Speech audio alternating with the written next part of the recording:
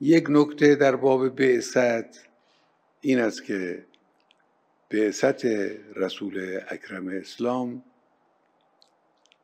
چیزی را تحقق بخشید که به نظر محال می آمد، ناممکن بود. اون چی بود؟ اون این بود که از مردم جزیره العرب دوران جاهلیت که حالا عرض میکنم خصوصیاتشون چی بود، از این مردم یک امت با فضیلت مثل امت اسلامی دوره خود پیغمبر تشکیل داد. مردم گمراه، سرگردان، بی هدف، به شدت نادان، دچار فتنه‌های بزرگ، فتنه‌های ناشی از عصبیت‌ها و جهالت‌های بزرگ.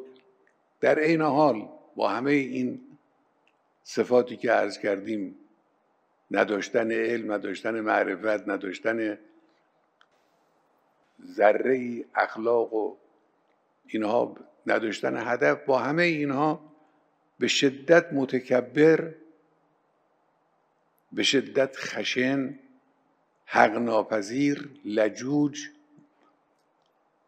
این خصوصیات مردم عربستان، مردم مکه و بقیه جاهایی که در اون وقت بودن، از بزرگان و کوچکانشون، رؤسا و زیردستانشون این خصوصیات رو داشتن.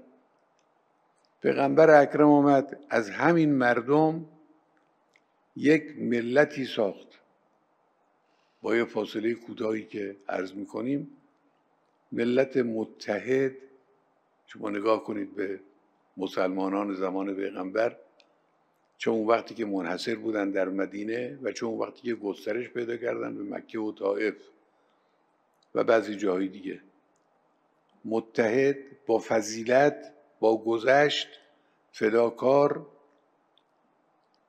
و دارای عالی ترین خلقیات، یه چنین ملتی. اون همون آدم ها رو تبدیل کرد به یه چنین انسان هایی.